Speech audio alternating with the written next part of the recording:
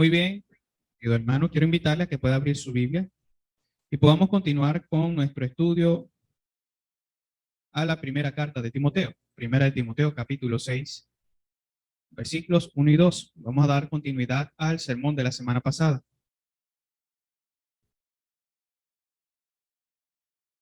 Hemos estado hablando de cómo tratar a los amos. Puede ser que el término amo no sea tan contextual a nuestro tiempo. Sin embargo, les recuerdo que es un término que se usa en la Biblia y que en nuestro tiempo puede referirse fácilmente a los empleadores, a los jefes. Así que también el título podría ser cómo tratar a los jefes. Dice el versículo 1 y 2, 1 Timoteo capítulo 6. Todos los que están bajo el yugo de la esclavitud tengan a sus amos por dignos de todo honor, para que no sea blasfemado el nombre de Dios y la doctrina. Y los que tienen amos creyentes, no los tengan en menos por ser hermanos, sino sírvanles mejor, por cuanto son creyentes y amados los que se benefician de su buen servicio. Esto enseña y exhorta. Les recuerdo que la semana pasada introducimos el tema hablando de la esclavitud y de cómo esta fue abolida. Ciertamente, hicimos énfasis en el hecho de que la Biblia condena y está en desacuerdo con cualquier tipo de trato que se le dé a la persona y no sea esto conforme a la dignidad y el valor que Dios le ha dado realmente. Al fin y al cabo, independientemente de cómo seamos nosotros, de nuestra edad o de nuestro sexo o cualquier otra característica, el Señor nos ha dado a cada uno de nosotros valor y dignidad. Un trato diferente del que ya Dios ha dicho en su palabra viene a convertirse en pecado. Así que la Biblia, por supuesto, está en contra de la esclavitud, de la forma opresiva y pecaminosa de la esclavitud que desde hace mucho tiempo ya se ha venido manifestando. Sin embargo, eso no quiere decir que la Biblia también niegue la esclavitud. Eso nos quedó claro. Ella no la niega, porque en el Nuevo Testamento y en el Antiguo Testamento más bien la reafirma. Quiero en ese mismo contexto seguir hablando acerca de esa esclavitud, ahora mostrando la historia de un hombre llamado Onésimo. Recordarán algunos a este nombre, un siervo del Señor, un cristiano, que llegó a ser esclavo de otro hombre llamado Filemón. Vamos a entrar un poquito en la historia de estos dos creyentes en el primer siglo de la iglesia. Como dije, en el Nuevo Testamento hay una carta dirigida de parte del apóstol Pablo a un hombre llamado Filemón. Usted lo tiene ahí en sus Biblias. Quien probablemente recibió al Señor Jesucristo cuando el evangelio llegó a la ciudad de Éfeso. Por cierto, la misma ciudad a donde fue dirigida esta carta a Timoteo. Aunque la Biblia no registra los hechos en que Filemón creyó y tampoco Onésimo, se sabe que Onésimo, quien fue esclavo de Filemón, huyó y probablemente robó a su amo. Esto era algo, en cierta manera, común en aquel tiempo. Habían esclavos que, como administraban los recursos de su amo, por alguna situación, hayan decidido robar a su amo y fugarse. Por supuesto, la ley romana penaba eso. De manera que habían estas personas que cumplían con cierto oficio dentro del Imperio Romano, que es la caza de esclavos, caza de cazar esclavos. Eso existía en aquel tiempo. Y básicamente en esa posición estaba Onésimo, al haber huido y probablemente al haber robado a Filemón su amo. Providencialmente, Dios orquestó que Onésimo, el esclavo, pudiera encontrarse con Pablo y que su evangelio llegara a la vida de este esclavo prófugo. ¿Cómo lo sabemos o cómo sucedió? Sencillamente la Biblia no lo registra, pero sí vemos en la propia palabra de Dios que Pablo habla de la conversión de este esclavo. Es maravilloso el hecho de que el Señor haya orquestado que un esclavo prófugo de alguien que había creído huyera y de repente se encontrara con el apóstol Pablo. Es maravilloso.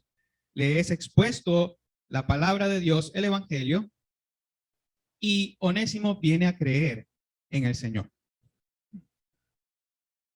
Un dato importante que nosotros vemos respecto de Filemón y Onésimo es que al dirigir Pablo esta carta a Filemón, exhorta a que reciba nuevamente a Onésimo. Pablo envía una carta a Filemón y con ella envía a Onésimo también y le dice a Filemón, recibe a Onésimo con amor, no como esclavo, sino más que esclavo. Recíbelo como a un hermano en la fe. Un dato importante respecto de esto es que Pablo no le dio a entender a Filemón en esa carta que le diera la libertad de la esclavitud a Onésimo, sino que lo recibiera como a un hermano y no como a un simple esclavo, sino que lo recibiera como un hermano en la fe. Pablo fue explícito en que al recibirle le sería útil, como le fue útil mientras estaba preso en Roma. No era inútil como en el tiempo en el que se fugó de la casa de Filemón, sino que ahora vendría a ser mucho más útil por esta razón, porque había creído al Señor. ¿Y qué disposición nueva es esa?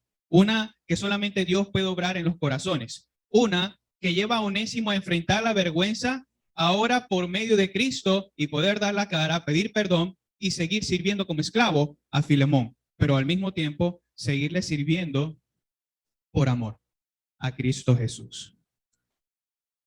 Y es de esta la forma entonces en la que Dios obra por medio de estos dos creyentes en el primer siglo. Esto, por supuesto, se convierte en un ejemplo para nosotros de cómo también nosotros debemos comportarnos en este tiempo, en este contexto. Siendo así, cabe el poder preguntar respecto de este contexto, ¿cuáles han de ser las consideraciones para servir a nuestros jefes cristianos? ¿Cuáles son esas cosas que nosotros debemos tomar en cuenta para poder ministrar o para poder servir a nuestros jefes cristianos? Eso es parte de lo que vamos a estar desarrollando en el texto del día de hoy.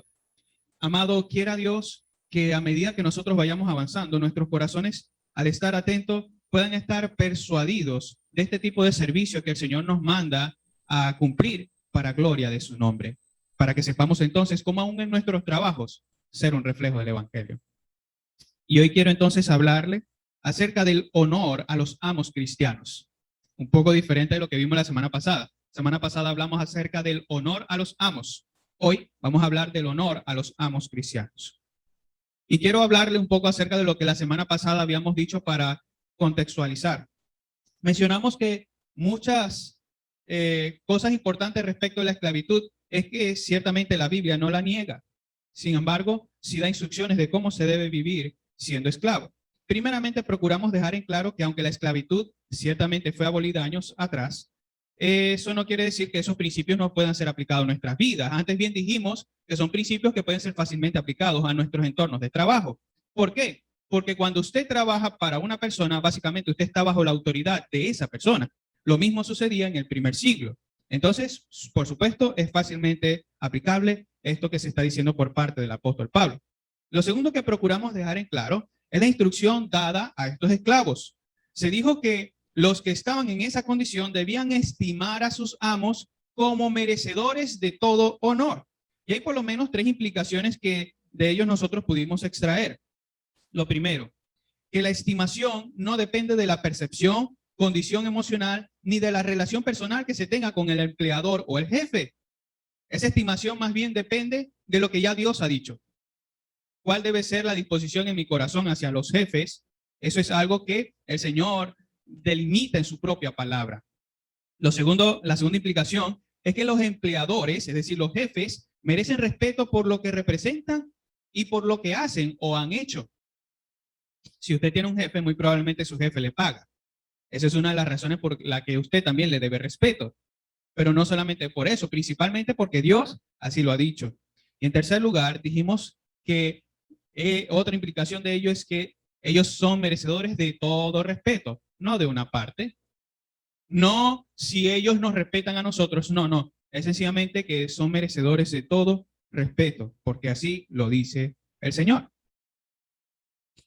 Lo tercero que mencionamos la semana pasada tiene que ver con la forma visible del respeto. Hemos hablado mucho de debemos respetar a los amos, debemos respetar a quienes están en autoridad, pero ¿cuál es la forma visible del respeto?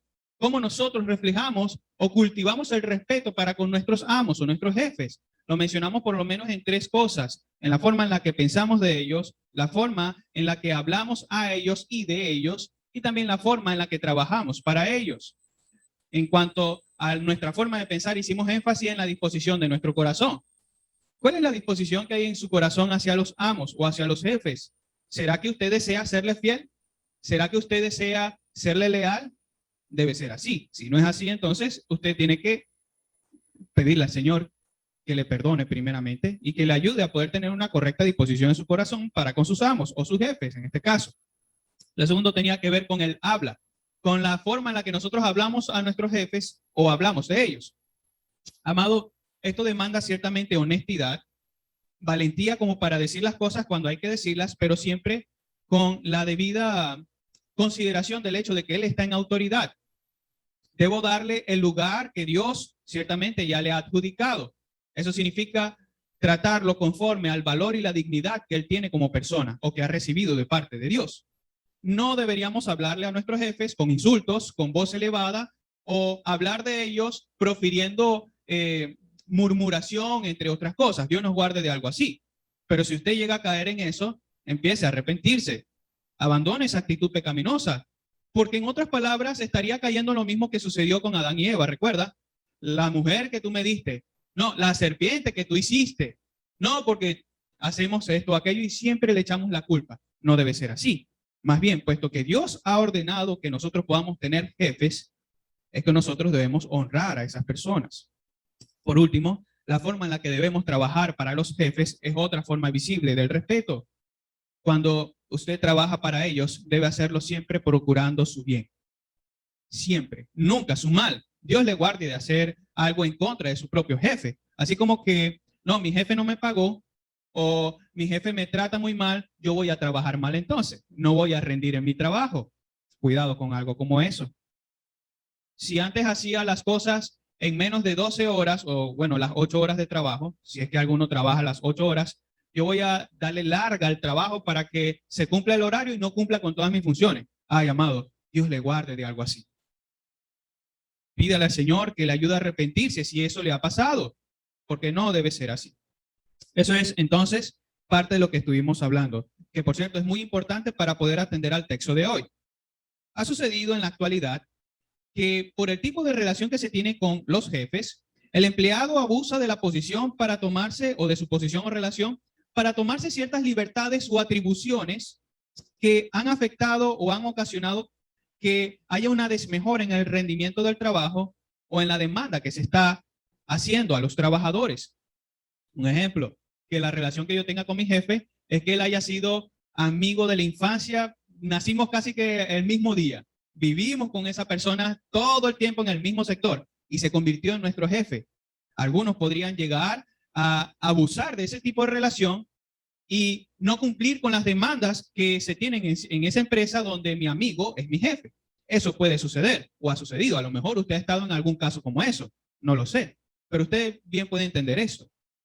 Puede darse también el caso de los jefes que han tenido que tomar dolorosa y penosa decisión de despedir a algún familiar suyo por no cumplir las demandas del trabajo.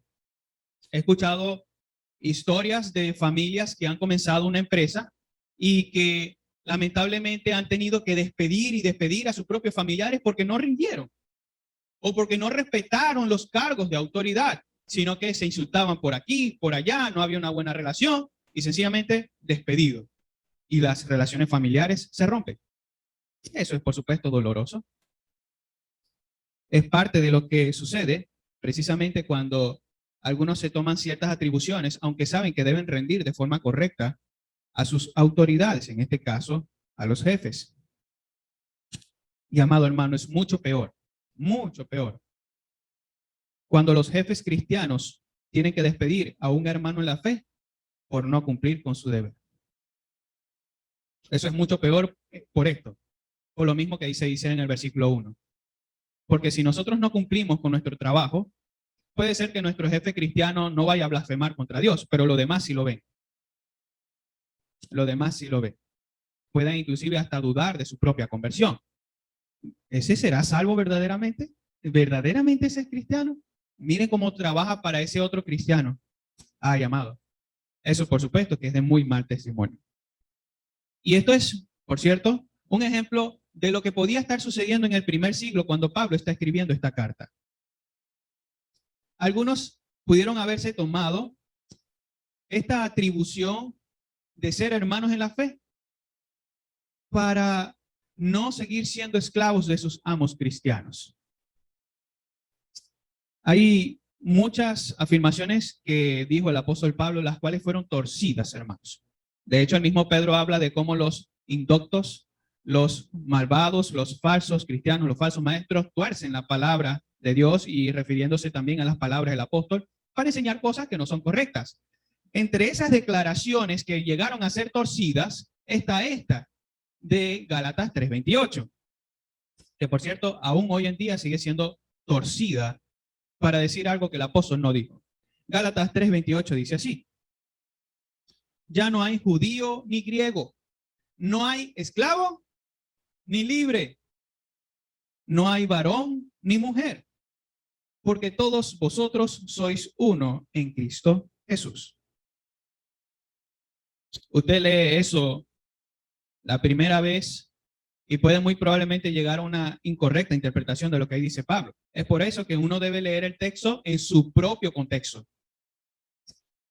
Sucede que algunos, al torcer esto, lo hacen para eliminar, o en aquel tiempo y aún hoy, lo hacen para eliminar la distinción racial, social y sexual que ya se han determinado. Lo hacen para eliminar esas distinciones. Sin embargo, ¿cuál fue la intención por la que Pablo escribió esto y a qué se quiso referir él? Él más bien quiso contrarrestar este movimiento o esta idea que ya era muy propagada entre los cristianos del primer siglo, de creer que la salvación era exclusiva.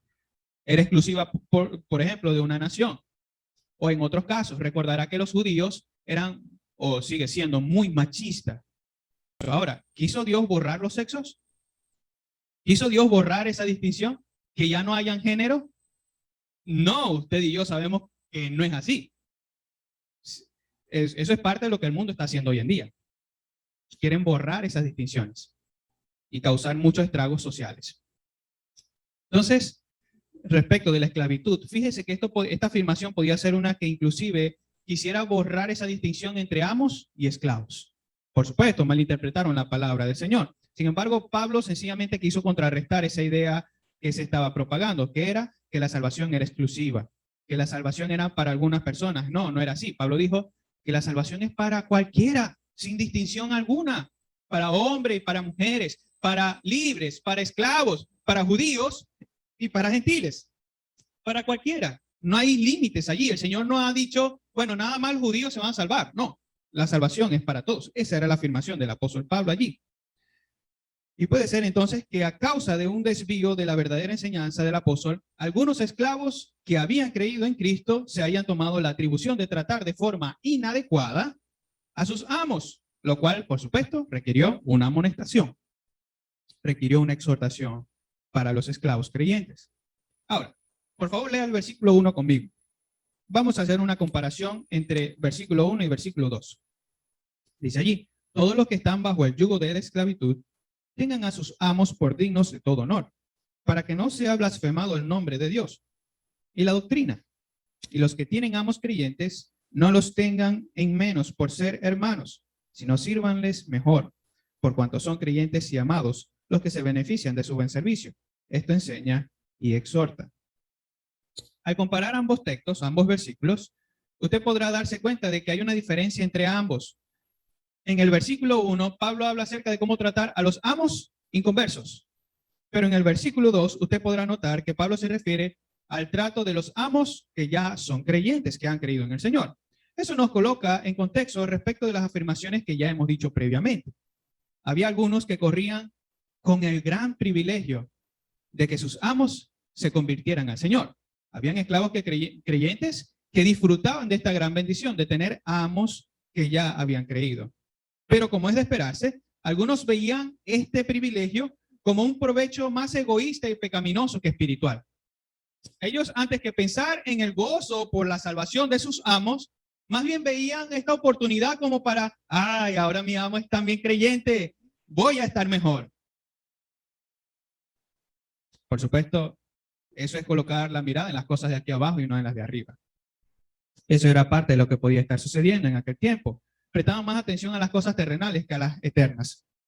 Y para contrarrestar esta forma de pensar, el apóstol Pablo afirma de la disposición hacia los amos creyentes que los esclavos creyentes no les deben tener en menos por ser hermanos.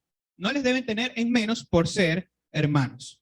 Es oportuno señalar, una vez que vemos esta afirmación, que esta primera instrucción usa un juego de palabras un poco parecido o similar al del versículo 1. ¿Cuál es la instrucción del versículo 1? Ahí lo ve. Tengan a sus amos por dignos de todo honor. Tengan a sus amos por dignos de todo honor. Vea la instrucción en el versículo 2. No los tengan en menos por ser hermanos. Es muy similar el juego de palabras. Sin embargo, tenemos que decir que no necesariamente significan lo mismo. Vamos a ver por qué. La frase tener en menos en el griego denota pensar por debajo. Pensar por debajo. Con el tiempo, eso llegó a convertirse en menospreciar o despreciar. Dicho de otra manera, lo que está diciendo el apóstol Pablo es no desprecien o no menosprecien a sus amos por ser cristianos. No los menosprecien. Y esto en particular es llamativo. ¿Por qué? Aquí es donde vamos a ver un poco más el contexto del primer siglo. Es llamativo porque de la misma manera en que un esclavo podía llegar a aprovecharse de la condición espiritual de su amo al ser creyente, también podía darse el caso que un esclavo fuera más maduro espiritualmente que su propio amo. Que su amo, al ser un nuevo creyente, no fuera tan espiritual, sino que fuera un poco más infantil espiritualmente hablando. Podía darse el caso. Y esto ocasionaría, o tal situación podía llevar al esclavo a pensar que por ser así, entonces, no tendría por qué someterse a su amo. Podía llegarse hasta ese punto. En cualquiera de los dos casos, el esclavo no debe menospreciar a su amo creyente. No lo debe despreciar, sino más bien darle el valor que ya Dios le ha dado. En la actualidad, puede darse el mismo privilegio de contar con un jefe cristiano. Y si usted cuenta con un jefe cristiano, dele gloria a Dios. Dele gracias al Señor.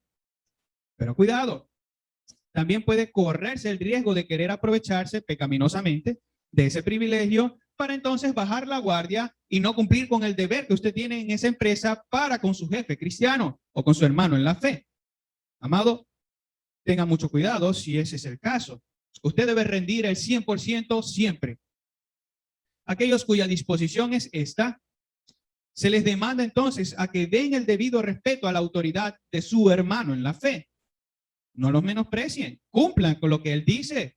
Al hacerlo, ustedes van a respetarle y honrarán el nombre de Dios. De la misma manera, se demanda para los que son trabajadores más maduros espiritualmente que obedezcan a sus amos. Puede ser que usted tenga un jefe que es cristiano y que no sea muy maduro en la fe. Igualmente, trátelo con respeto. Obedézcalo. Obviamente, hay un límite en el que usted y yo sabemos que no debemos pasar. Y es que si su jefe cristiano en su madurez le manda a hacer algo que es indebido, que usted sabe por la palabra que es pecado, usted, de la misma manera que hablaría a su padre o alguna autoridad de la iglesia, con respeto, dígale, hermano, eso que usted me está mandando a hacer es pecado. No puedo hacerlo. Mi conciencia me acusa. Yo lo respeto mucho a usted. Yo le considero como un hermano la fe, pero lo que usted me está pidiendo va en contra de nuestra fe. Así que perdóname, perdóneme, pero no puedo hacerlo. Y ya, usted no irrespeta la autoridad de esa persona, sino más bien que usted está colocando a Dios por encima de todo. Esa es una de las formas de cómo respetar a nuestros amos. Seguidamente, en lugar de menospreciar a los creyentes, dice el versículo 2, continuemos allí. No lo tengan en menos por ser hermanos, sino sírvanles mejor. Sírvanles mejor. Se les manda entonces a rendir un servicio que va todavía más allá de un simple servicio. Es importante que sepamos de esta expresión, servir, que va acompañado necesariamente de la idea de servir como esclavo. Eso no podemos evadirlo, está dentro del idioma original y es por supuesto lo que se quiso plasmar allí. Cuando habla de servir, se refiere a servir como esclavo, como estando bajo autoridad. Sirvan mejor. Por lo tanto, contrario a la actitud de algunos creyentes hoy en día, antes que pensar que son libres de la esclavitud o responsabilidad hacia sus amos, se les dice que sirvan como esclavos de una mejor manera, o refiriéndome más bien a aquel tiempo. Sirvan de una mejor manera. Sigan siendo siervos de sus amos. ¿Recuerdan las palabras de Pablo a Filemón? Recíbele no como un simple esclavo, recíbelo como alguien mejor que esclavo. Así deben servir los que están bajo la posición de o bajo la autoridad de alguna persona. Sírvanles ciertamente cada vez mejor. La fe en el Señor Jesús produce muchas cualidades, o mejor dicho, muchas virtudes en la vida del creyente. Creo que usted y yo podemos estar conscientes de eso. Y una de esas virtudes que Dios coloca en los creyentes es la disposición en el corazón de honrar a Dios por sobre todo. De honrar a Dios en cualquier área de nuestra vida. Y esto incluye, por supuesto, el trabajo que nosotros hacemos para nuestros hermanos creyentes. Así que, si se trata de servir a nuestros jefes, ha de hacerse primeramente para la gloria de Dios. Debe hacerlo así. Para la gloria de Dios. Y además, sin desdén, más bien con el deseo de bendecir en gran manera a nuestros hermanos jefes. Esto debe ser una de las metas de todo trabajador cristiano que trabaje para algún hermano que es jefe. Siempre debe ser esa su meta. Cuando escucho de algún hermano que está necesitando contratar a alguien para cumplir con cualquier actividad o cualquier trabajo, bien sea en una empresa o bien sea en su propio hogar, con normalidad yo suelo recomendar a los hermanos de la iglesia local. Por dos razones, básicamente. Repito, cuando suelo escuchar de algún hermano aquí en la iglesia o algún hermano que no sea de esta iglesia, que está necesitando contratar a alguien para alguna función en una empresa o en alguna casa, con normalidad yo suelo recomendar hermanos cristianos, principalmente por dos razones. Para que el beneficio del pago pueda estar dirigido a los mismos hermanos, es decir, para que nos apoyemos unos a otros en nuestras necesidades, principalmente por eso, para que nos podamos ayudar. Mire, si usted quiere hacer algo y va a pagar por ello, ¿a quién desearía más bien beneficiar? ¿A alguien que no es cristiano o a un cristiano, a un hermano de usted que puede estar en necesidad? Yo creo que lo más lógico es poder ayudar a nuestros hermanos en fe, ¿verdad? Principalmente por eso. Pero en segundo lugar, suelo recomendar hermanos cristianos por esto. Porque cuando se trata del servicio a otro hermano, hay un deseo natural que proviene del Espíritu Santo para que lo hagamos mejor, y es de lo que trata este principio. Es una disposición, obviamente que no es innata en nosotros, pero sí es natural del Evangelio en nuestras vidas. Que si algún hermano lo contrata para algún servicio, usted va a querer dar lo mejor para con su hermano. Usted no va a querer quedar mal con su hermano, sino más bien hacerlo siempre lo mejor. Esas son las dos razones por las que yo suelo recomendar mayormente a algún hermano en la fe. Porque eso es lo natural en nuestras vidas. Ahora, fíjese lo siguiente. Seguimos con el versículo 2. El apóstol provee por lo menos dos razones para esa instrucción. Dice allí, versículo 2. Por cuanto son creyentes y amados los que se benefician de su buen servicio. Esas son las dos razones. La primera, porque son creyentes. La segunda, porque son amados los que se benefician de su servicio. Algo interesante aquí es que usted no va a poder separar esas dos razones. Tienen que ir juntas para poder dar a entender el principio que se nos está dando en el versículo 2. No las puede separar. De hecho, puede usted tratar de hacer la reflexión y no va a poder hallar coincidencias si las separa la una de la otra. No podemos separarlos porque describen acertadamente a un cristiano. Describen acertadamente a un cristiano, porque eso es lo que realmente se manifiesta en la vida de los que han creído. Leer estas dos razones puede que hagan eco de lo que Pablo dice allá a los Gálatas. Él dice allá en el capítulo 6, versículo 10. Así que, según tengamos oportunidad, hagamos bien a todos. ¿Y qué más dice? ¿Recuerda? Y mayormente a los de la familia de la fe.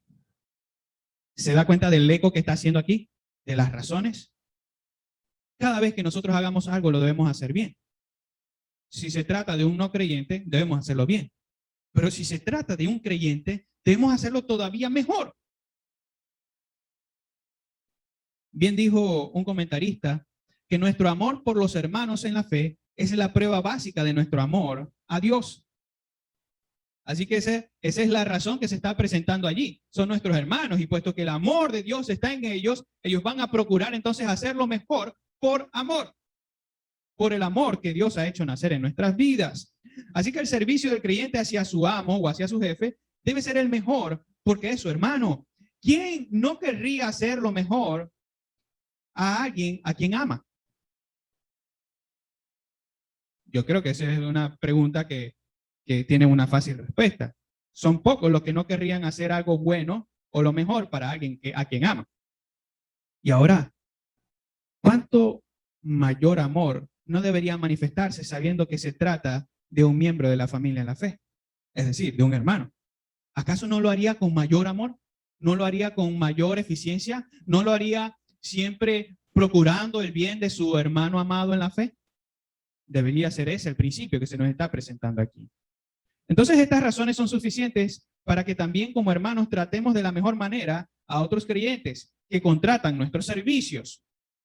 Hemos de servirles lo mejor, de la mejor manera, porque se trata de nuestra familia espiritual, que por cierto es eterna. Es eterna. Usted puede trabajar para cualquier otra persona que no es creyente y tendrá un fruto o un beneficio temporal. Pero si usted ha de trabajar para un hermano en la fe, inclusive eso va a tener repercusiones eternas. Porque la familia en la fe es eterna. La motivación más natural de esa disposición es el amor que Dios ha hecho nacer en nosotros. Lo hacemos bien porque amamos a nuestros hermanos. Primera de Juan 4:8. El que no ama, no ha conocido a Dios, porque Dios es amor. Así que, querido hermano, si usted ha creído en Cristo, el amor de Dios está en usted. Y si el amor de Dios está en usted, usted va a procurar amar a su hermano en el servicio que le va a rendir, si es que se le ha contratado. Por tanto, puesto que hemos conocido ese amor, amémonos de una mejor manera y sirvamos de una mejor manera. El apóstol concluye entonces con esta corta oración. Esto enseña y exhorta. Esto enseña y exhorta.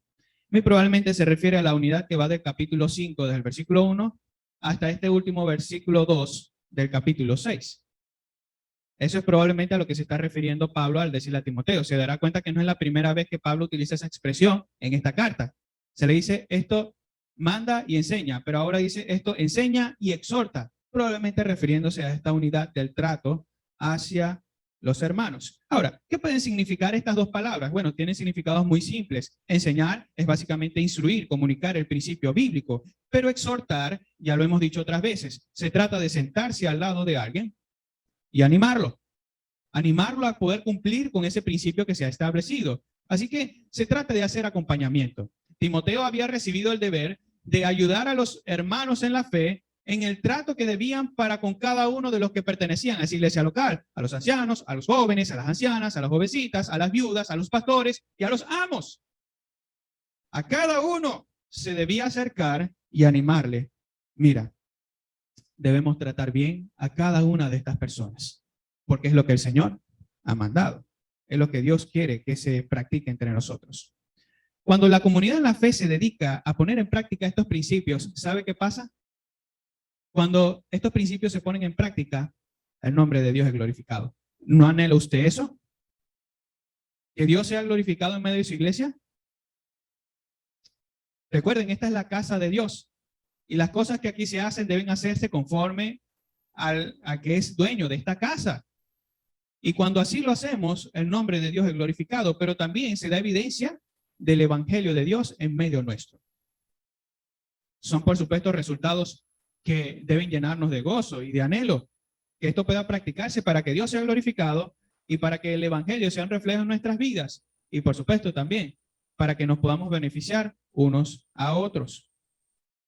En conclusión, querido hermano, querido oyente, al revisar las páginas de las Escrituras, nos hemos dado cuenta y hemos podido confirmar que la naturaleza más básica del pueblo de Dios no es el de tener el primer lugar en todo. No. Sino más bien el de poder servir. Esa es la naturaleza más básica del pueblo de Dios, servir. Haciendo esto, imitamos a nuestro Cristo. Dice el Señor Jesucristo a sus discípulos lo siguiente en Lucas 22, del 25 al 27. Los reyes de las naciones se enseñorean de ellas, y los que sobre ellas tienen autoridad son llamados bienhechores. Mas no así vosotros. Si no sea el mayor entre vosotros como el más joven, y el que dirige como el que sirve. Porque ¿cuál es mayor? ¿El que se sienta a la mesa o el que sirve? ¿No es el que se sienta a la mesa? Y dice Jesús, mas yo estoy entre vosotros como el que sirve. ¿Quiere un mejor ejemplo?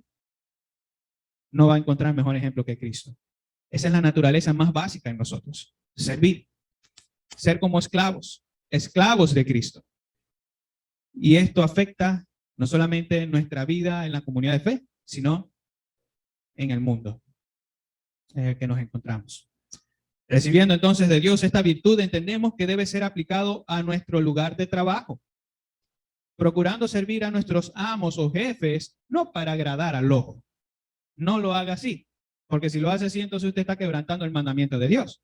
Dios dice que amemos a nuestros jefes, que les sirvamos, que rindamos cuenta como debe hacer, que no lo hagamos para agradar al ojo, sino más bien para el Señor, sabiendo que eso tiene recompensa.